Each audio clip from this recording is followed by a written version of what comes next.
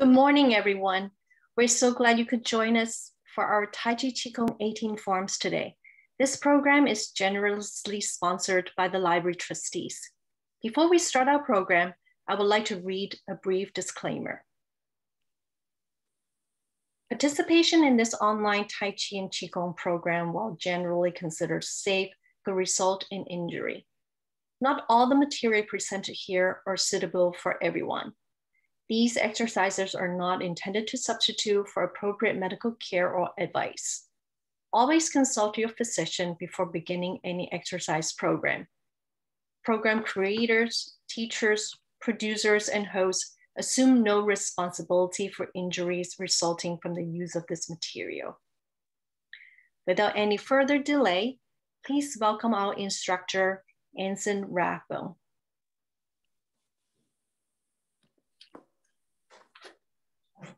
Good morning, everybody. Thank you for joining us.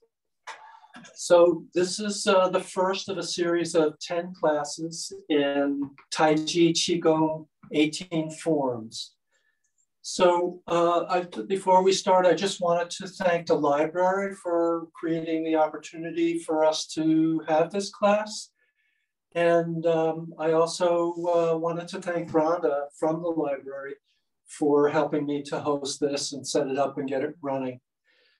So what is Taiji? Maybe some of you have heard of this. Maybe some of you were joined us back in May for the class we had back then. And we did talk briefly about that at that time. So what is Taiji? Taiji is a philosophy in Chinese culture.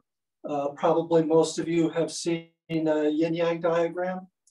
So it's kind of the two fish swimming after each other. That diagram kind of boils down a lot of what the Taiji philosophy is. There's also a martial art called Taiji Chuan. Chuan means fist in Chinese. I'm not sure if my pronunciation is good, but so there's that particular martial art is a fighting style based on the Taiji philosophy. So what is the Taiji philosophy? You have yin and you have yang. Yin and yang have a particular meaning, and it's kind of interesting to consider that. So yin means the shady side of the hill, and yang means the sunny side of the hill. So if you think of a hill in the middle of a field maybe, and the sun comes up on one side, the rays of the sun hit one side of the hill, the shady side would be on the opposite side of the hill, right?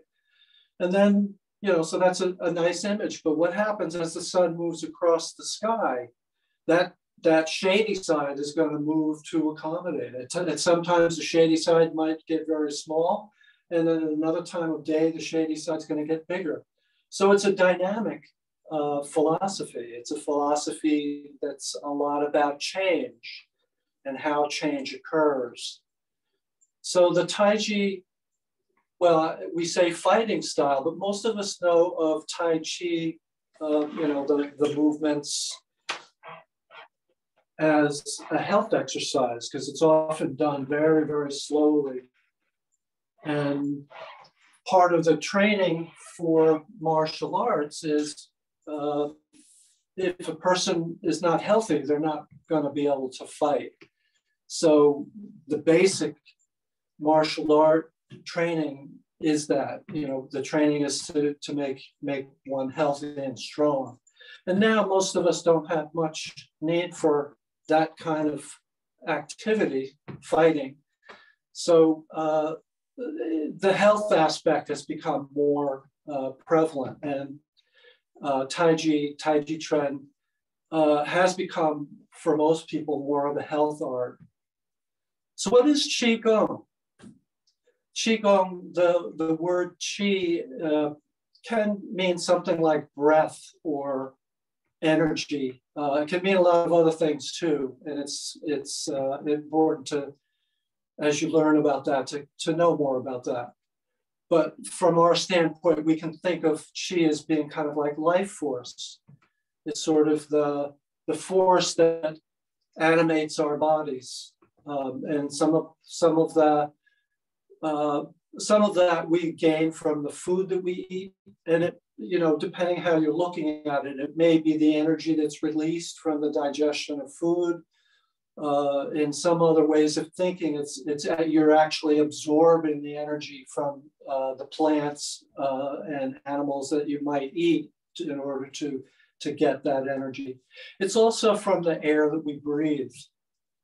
So we're surrounded by air all the time, and that air is exposed to cosmic particles from space and stardust, the results from exploded stars, which kind of filter down through our atmosphere, sunlight and all the energetic things that come off the sun and other heavenly bodies, all of that kind of charges the air that we breathe.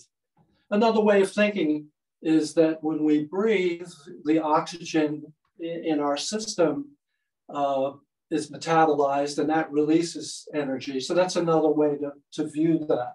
It's not that any one particular way is the right and only way. You kind of have to consider all of them, I think. So Qigong is sort of a series of practices by which we can unblock energy in our body, unblock the flow of change in our bodies.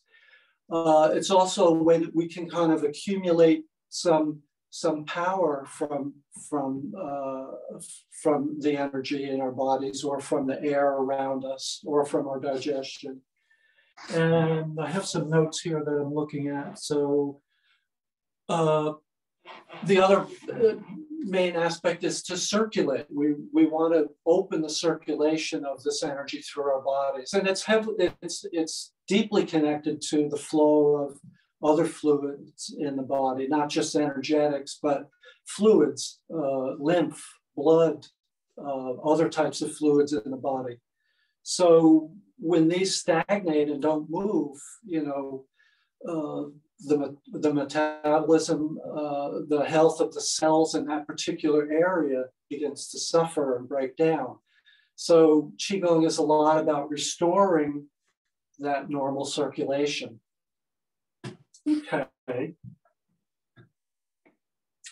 So it's also, the Qigong has an aspect of developing kind of an inner awareness, becoming aware of what's happening in our bodies.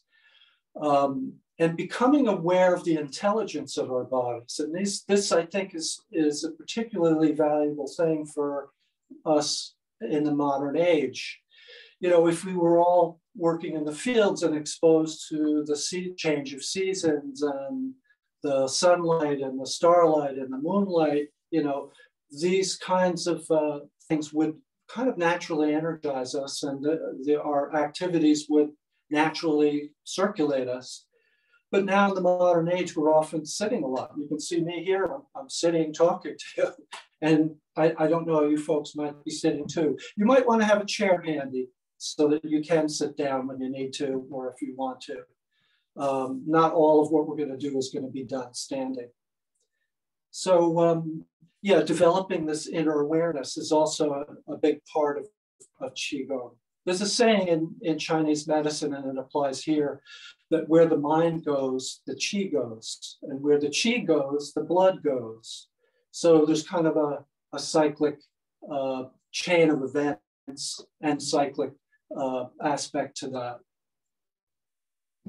So this inner awareness that we develop, it helps put us into touch with something we might call the body mind, where the mind kind of becomes less dominant and the body becomes more, the expression of the intelligence of the body, you could say, becomes more prevalent, and they kind of work together in a more harmonious way.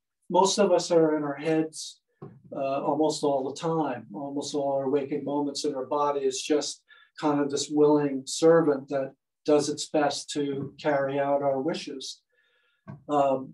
But when we develop our body mind, we become more aware of our instincts. We become more aware of a whole range of other sensations and sensory things that are feeding into us all the time.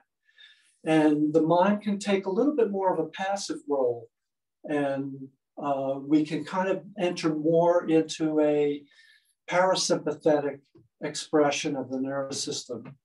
The sympathetic nervous system is kind of fight or flight, stress-based, you know, planning and acting and anticipating, whereas the parasympathetic is more about rest, relaxation, ease, digestion. You know, all of these things are kind of more restful, nourishing. So if we had more of that, probably most of us, if we have health problems, those would be either more easily tolerated, or we might not have them at all. So that's kind of the goal of the Qigong. So, okay. So the Taiji Qigong, as it is in Chinese, or 18 forms, was a set that was put together, I think, towards the end of the 70s. China was just coming out of the Cultural Revolution, where a lot of these types of practices were sort of suppressed and had to be done in secret. The man who put these together, he was an athletics major in college, and I think swimming was his main thing, but he developed a wide interest for all kinds of activities, including martial arts and Qigong.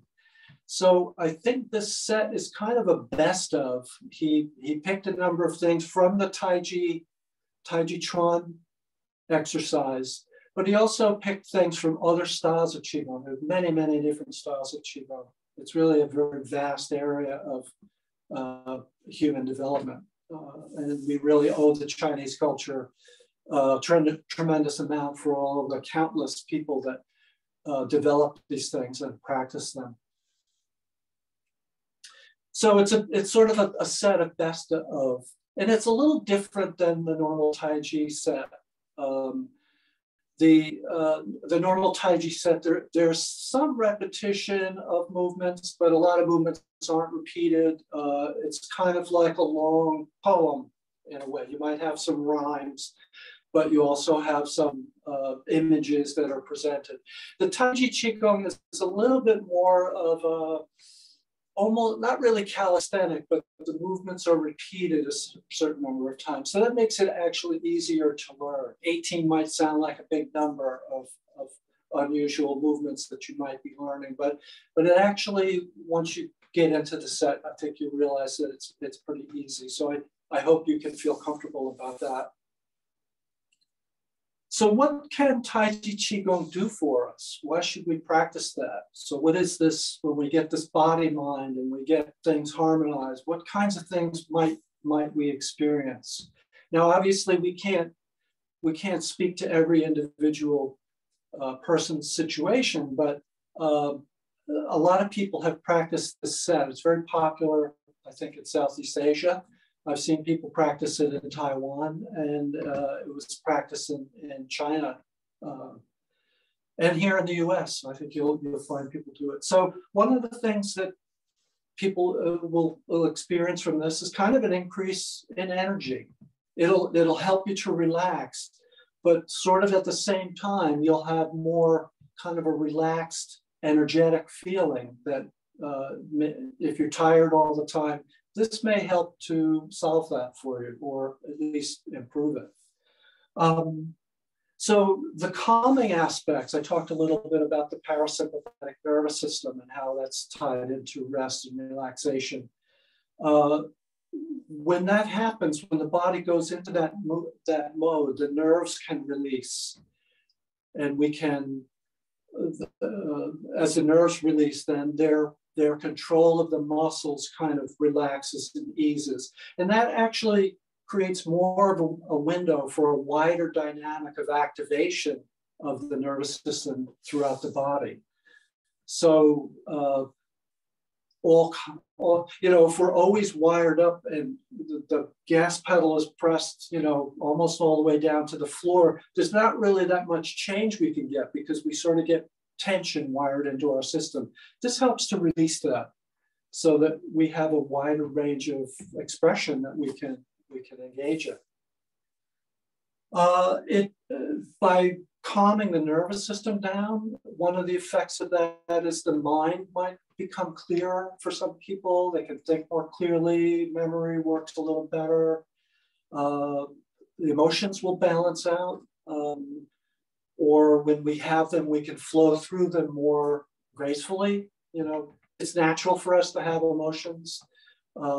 It's when we get stuck in them or they become very extreme that they can cause actual, you know, contribute to further disharmonies in the body. So being able to flow through various emotional expressions and keep kind of an even keel is a valuable thing for most people. So the movements are done in a relaxed way. So while we're doing some of these movements, we're making movements with the arms and with the torso and with the legs. So by doing these in a relaxed way, the muscles not being so heavily engaged, it helps it helps the tendons and joints to function in a smoother way, helps to relubricate areas. The blood circulation can get into different areas. Whereas if we have a lot of tension, it's hard for those things to happen. So by practicing this, people who maybe have cold hands all the time or cold feet may find that that starts to balance out after some period of time of practicing this regularly. Because the movements are tied to breathing, the breathing will begin to open, and people may find that they can take a deeper breath. Or if people who have some kind of a respiratory condition, like asthma or something, they might find that that they're able to use less medication. Some people might find they can do without it. I wouldn't advise anyone to just stop any medicines that they're taking, but you may find that this helps to improve it.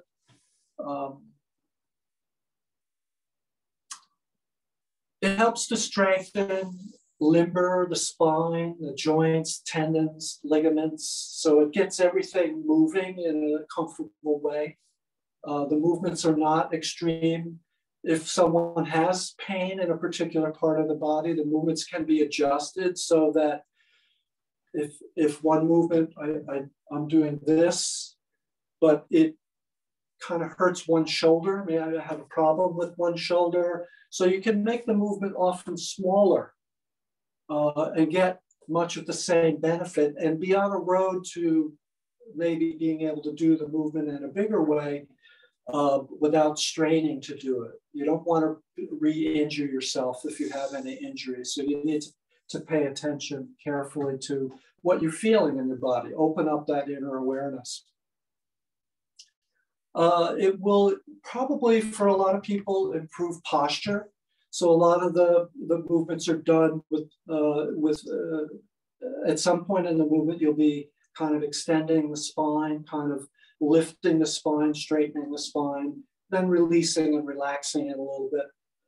So that will often help with posture. You'll also begin to feel where, if your posture is not particularly good, you know, if you're used to slumping in a chair or something like that, you begin to feel that, you know, it doesn't feel so good here.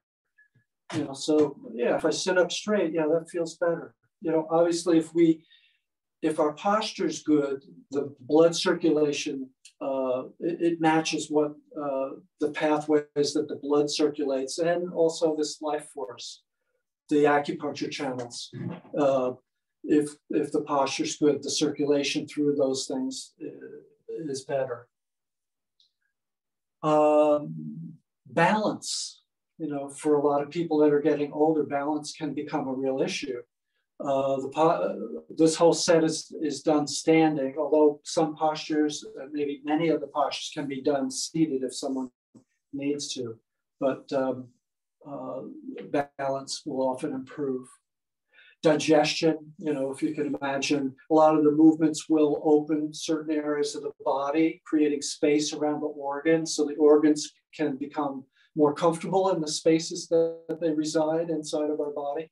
So that helps the circulation in and out of the organs. When that happens, then digestion often will improve. Sleep often improves also as a result of freeing up bound energy and allowing it to circulate properly. Okay, I'm just going to talk a little bit longer. I'm sorry that I'm talking so long this time.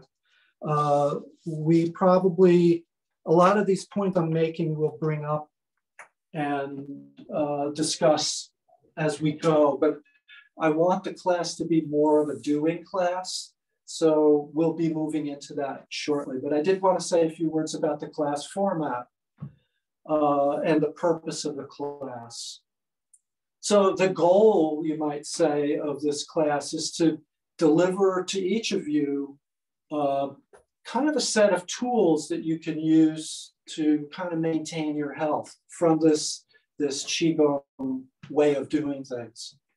Particularly this set, it's kind of a nice grouping of stuff. You don't have, once you've learned the set, there's not a lot of separate things to remember. It's just kind of a group of movements that you go through that periodically and it'll do its thing.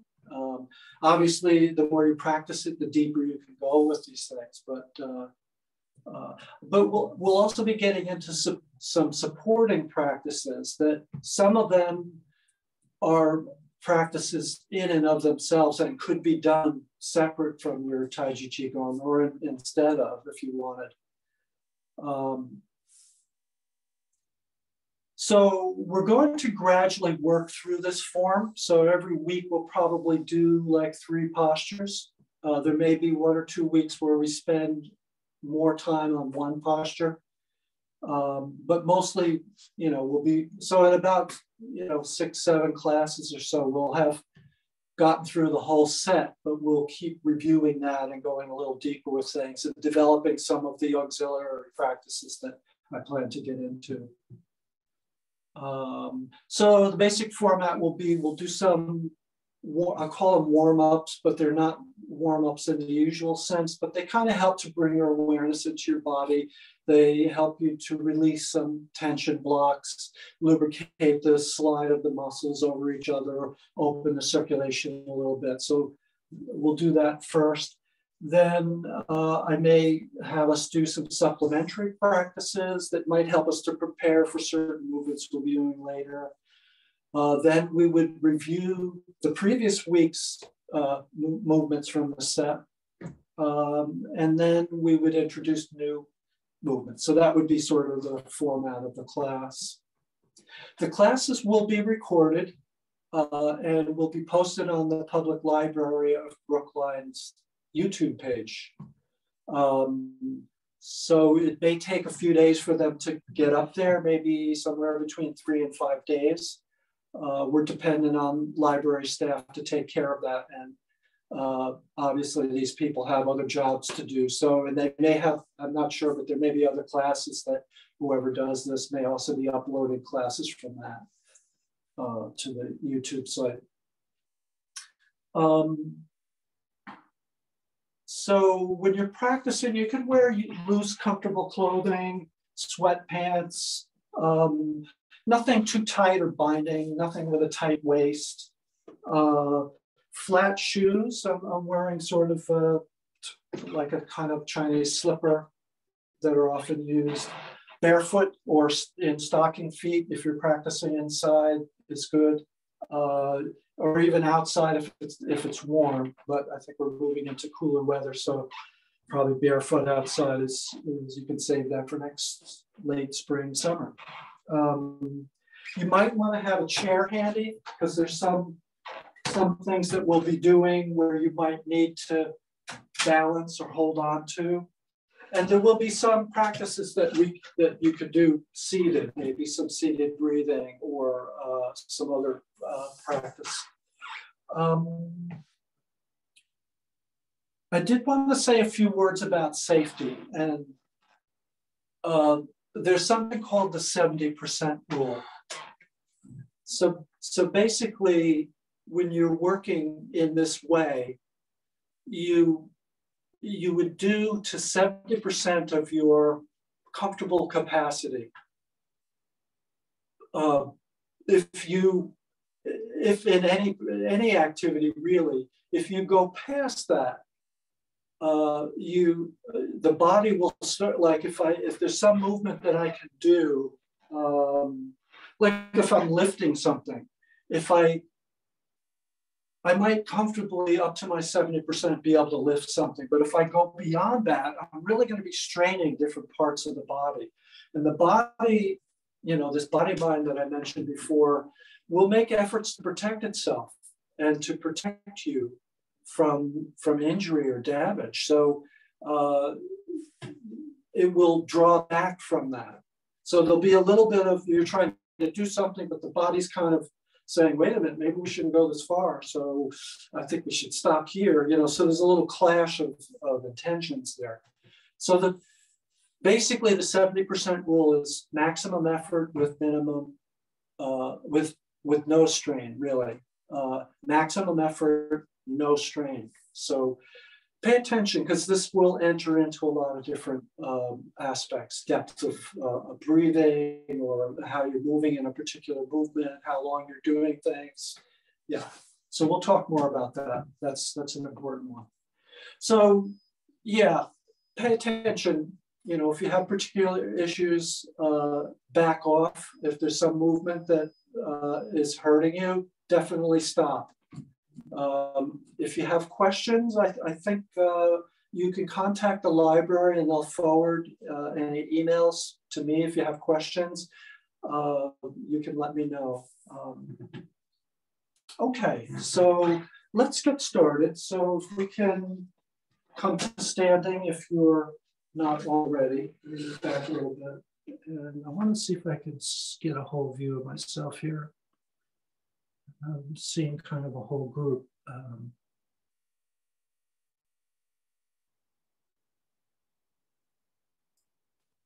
Anson, do you want to Yes. see us? Anson, do you want to see us, or shall we stay?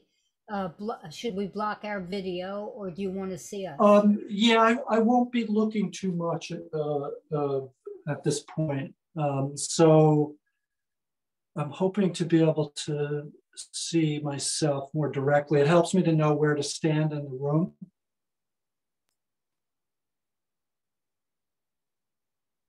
So Rhonda's putting up a message for people to. When you go to view, pick speaker.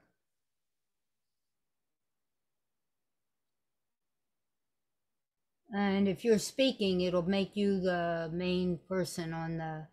You can also pin. You can pin your video to the screen. Yeah. So only you will show up. I'm not sure how to do that. You go up to your small circle, and there's 3 dots up in the right corner. Okay, I didn't want to spend too much time on this. I'm sorry, I'll work this out another time. I'm sorry, that's my own lack of expertise at this.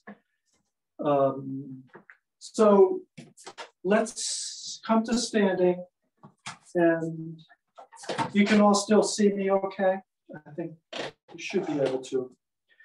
So you want to balance on one leg. If you don't need a chair, you can do that. So you want to just touch the ball of one foot on the floor, and you're going to rotate the hip. And that's going to kind of rotate the whole leg. So you see how I'm sort of circling the hip?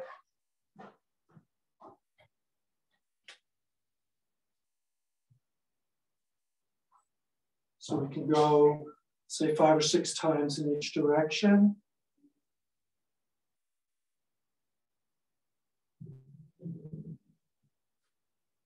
Shake, so a few loose kicks. So the leg, when you're doing this, is just very lightly touching the floor from the ball of the foot, and you're rotating in the hip. And it may be helpful to put a hand on the hip or two, so you can kind of bring your awareness to that part of the body as you're rotating. So rotate 5 or 6 times to one side, and then rotate the other.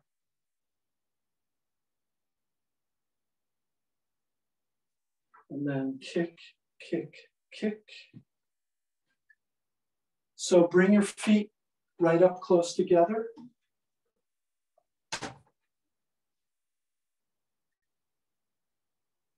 And lean over from the waist So, or from the hips, I'm sorry. So you're bending from the hips, keeping the legs straight. So you can just gently press back the knees, stretch out the backs of the legs, then bend the knees and circle in one direction. It doesn't have to be a big circle. So 5 or 6 times in one direction. Okay, press the knees back. Stretch out the backs of the legs, then bend them again and circle in the other direction.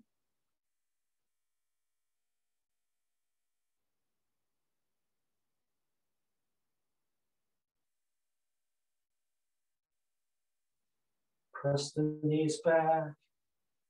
Bend them again and roll up through the spine. Tap the heels 3 times or so. Just gently tap them on the floor. So we can come up to the hips, and with the hands on the hips, you can kind of circle. So 5 or 6 times in one direction.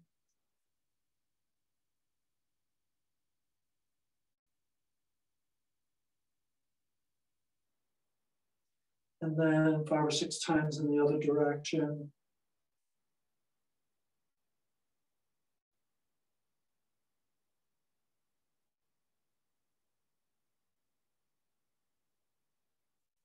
Okay, so now we're going to kind of standing up, straightening the legs, lean back just a little bit, kind of making a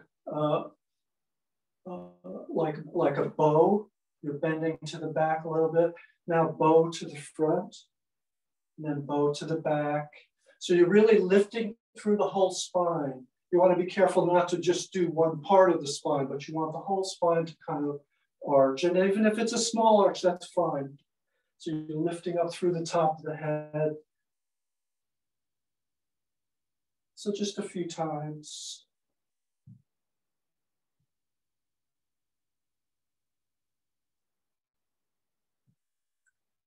Okay, so we can bring our awareness up to our shoulders. So we'll work with the shoulder blades a little bit. I don't know that you can see them, but the shoulder blades are those triangle bones on the upper back. And they have a lot to do with the movement of the whole arm, really, but the upper arms especially, and the shoulder. So a lot of us are kind of tight there. The shoulders don't move freely, so they're kind of just pinned to the upper back. But there's a kind of a sheet of muscle under them, so they really have the capability to move all over your back. So we can start unwinding those a little bit, so we can lift just a little bit. You want to be careful. If you lift too high, you're kind of tightening a lot of these muscles up in the neck. So you just want to lift the shoulders, maybe just an inch. Try to feel those shoulder blades. Feel them sliding up your back about an inch, and then feel them sliding back down into place. And up and back.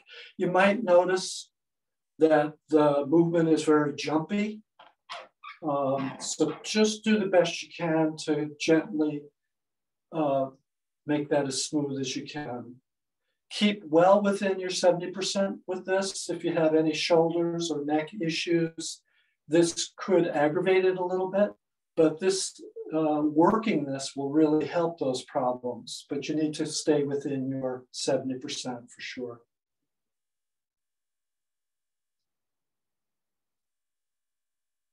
Okay, so for the next movement, I'm going to have the hands out in front. So think more at your elbow. Don't worry too much about the hand at this point. So I'm thinking to push my elbow forward and watch how that moves the whole arm. Kind of you're pulling the arm out from the body. So what's happening is the shoulder blades are sort of sliding around the upper ribs and coming to a little bit more to the sides.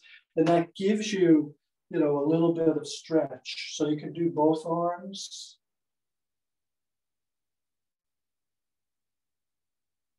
So I'm still keeping upright, lifting from the top of the head, dropping the weight down through the feet, but I'm allowing the shoulder blades to move to bring the arms forward and back.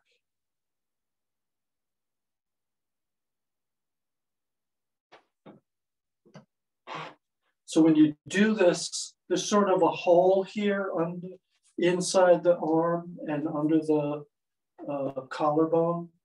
This space will deepen. There's like a hole there, and that hole will deepen as the arms come forward and become a little less deep when they go back. Generally, you want this area to sink and be relaxed and released. And that helps the chest to drop. Dropping the chest is kind of important in this work. You know, normally we think healthy, chest out, but that actually kind of binds the chest, that binds the chi up into the chest and reduces the amount that the chi can really move. So what we want to do is really allow the chest to settle and sink and drop.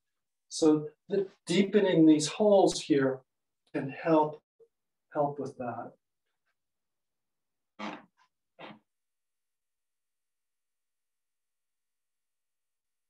Okay, so the next one is out to the sides.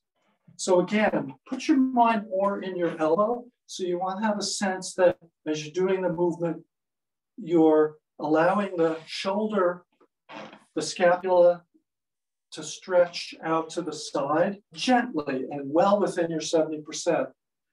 So I'm not doing this, right? I'm from the elbow. It's like I'm pushing the elbow out. So see if you can feel that.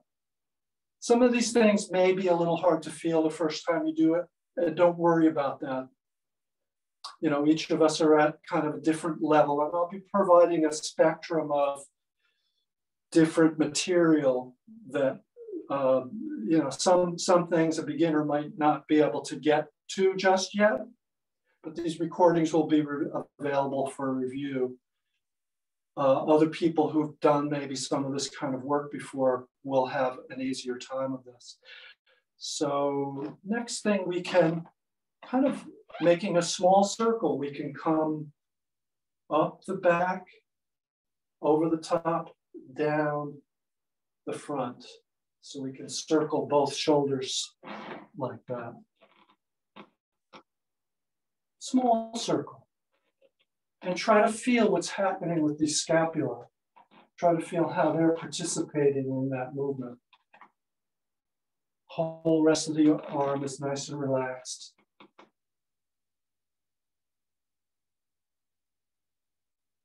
And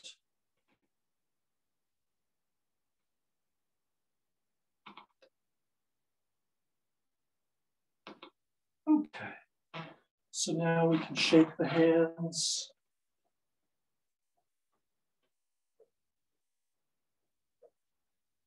If you need it, get your chair handy and you can kind of shake the leg. Shake a leg, as I say. Almost as though your foot is a little wet and you want to just gently shake the water off of it. Try to keep the whole leg nice and loose. You shouldn't feel the effect of this concentrated in one area. You kind of want to feel like the whole limb is loose and relaxed. Or if it's not, just notice that. You may not be able to figure out how to relax it just now, but paying attention is the first step. All right, so we're going to start with the first movement of the Taiji Qigong Shabashur. I'm going to move this back here. So feet should be parallel, like a number 11, right? So not splayed apart like this. I'm not sure how well you can see this. So this would be splayed feet. This is parallel. Not pigeon-toed really either. We want to have them parallel. So check your feet periodically as you're learning the set. Most of the postures, all of the postures, I think, are done with the feet parallel in some way or another. And the width should be about hip width, chest width. They're about, it doesn't have to be a particularly wide stance for these first few postures. Okay. So the first movement I'll show from the side. The hands are going to come up as we inhale, and then the elbows sink, and then the wrists sink. So try that a few times.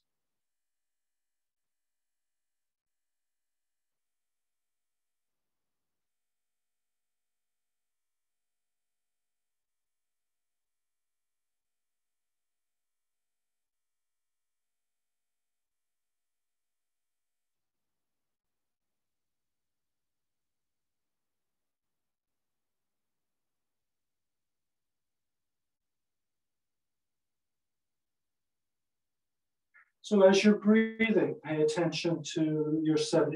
You don't want to feel like you're straining your breath to follow the whole movement if you're going slowly.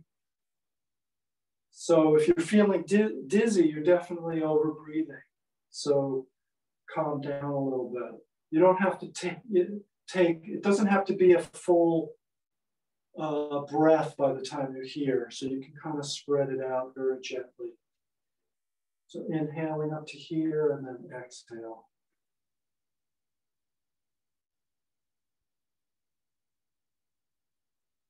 Okay. So the next movement, so the first movement is called commencing form or commencement. The second movement is called broadening the chest. So we come up as though we did in commencement.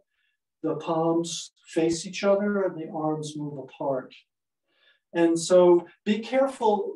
Many people, when they do this, they'll overextend to the side, so that pushes the chest out to the front, and it also squeezes the scapula close together. You want to, when you come to this part, you want to feel as though you're hugging a big redwood tree or something.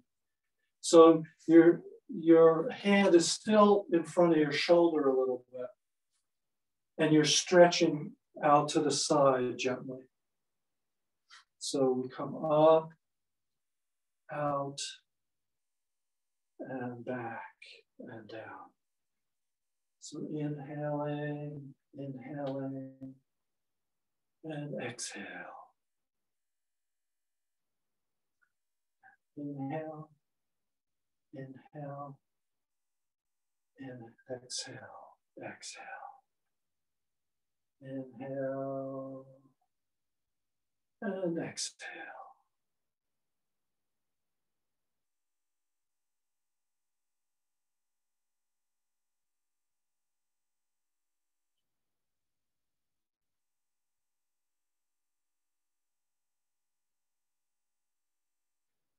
So try to feel as though when the hands come up and come out to here, you're still only about 70% of your breath.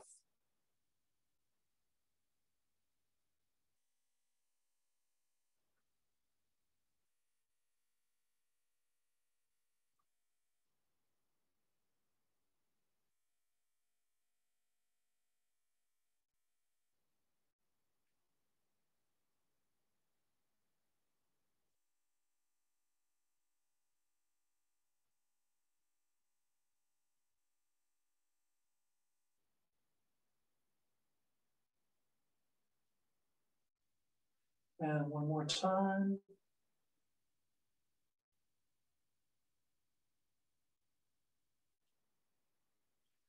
The next one is called playing with rainbows. So the hands come up overhead, and we shift the hip to one side.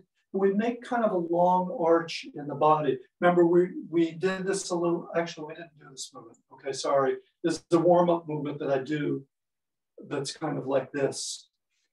So you kind of want to have a long curve that goes right through your body. So you're lifting from the top of the head. You don't want to collapse this side here.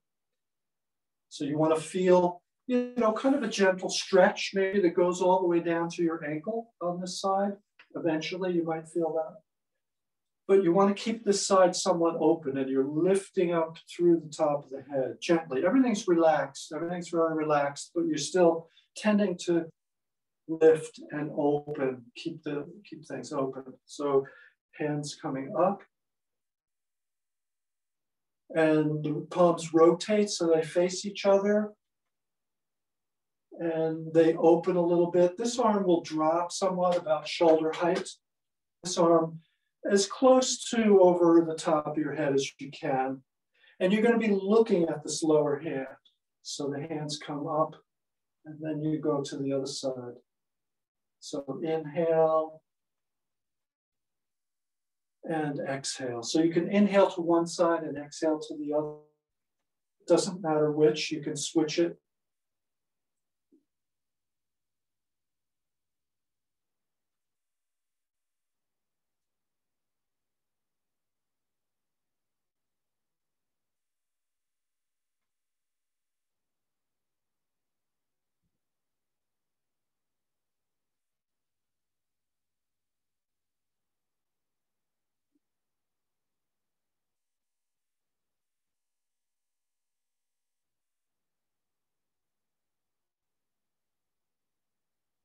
So my weight shifts to this leg. So this leg becomes more relaxed. And we're also shifting the hip. So if I just do the body movement, look something like this.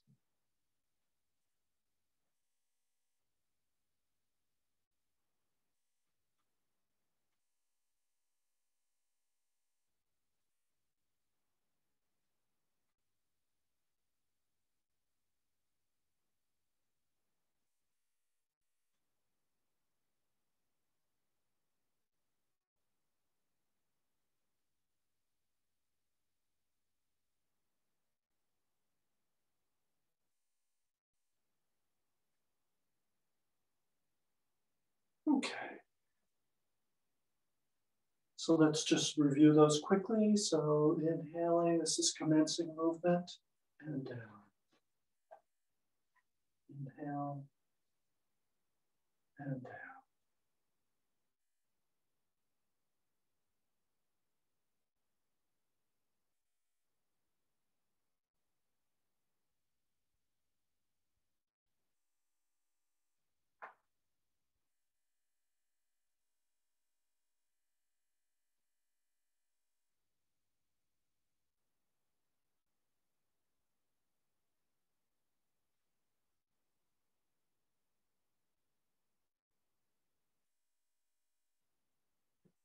Okay. So broadening the chest.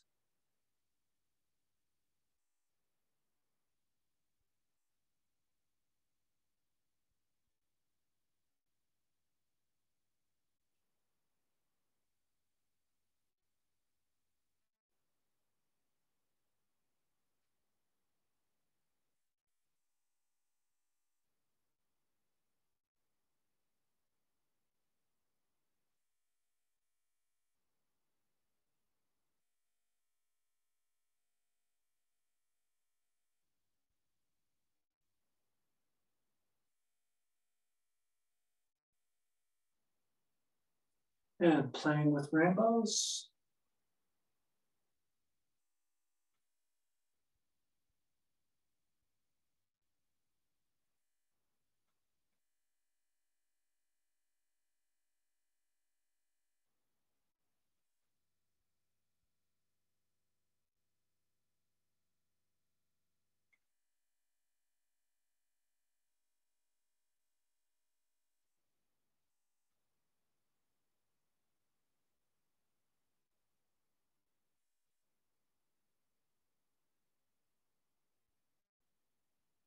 Okay.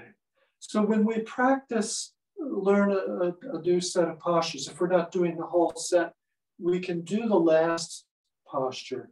It's kind of a good way to settle down after doing the set. So with this one, the feet are parallel. As we inhale, the hands come up and then exhale. Sort of gently press down. Inhale, hands coming up, and exhale down.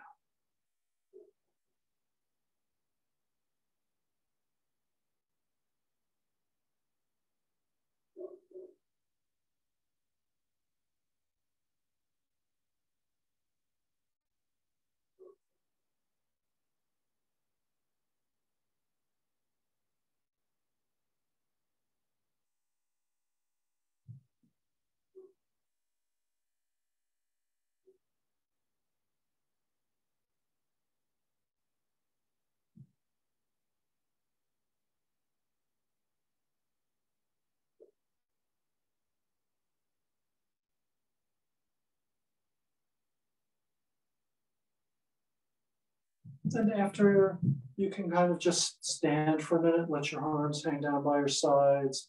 Just have a light bend in the knees, a little bit of a bend at the hips, almost as though you're about to sit into a chair, just a little bit.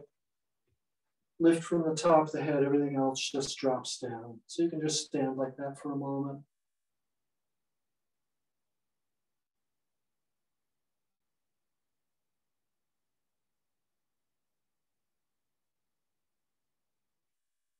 Okay.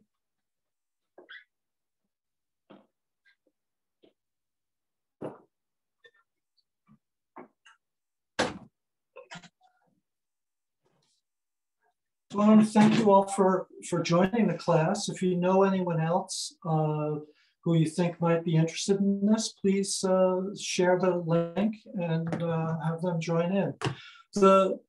Obviously, if they can watch the first video, that would be helpful. It'll be up in probably 3 to 5 days, something like that.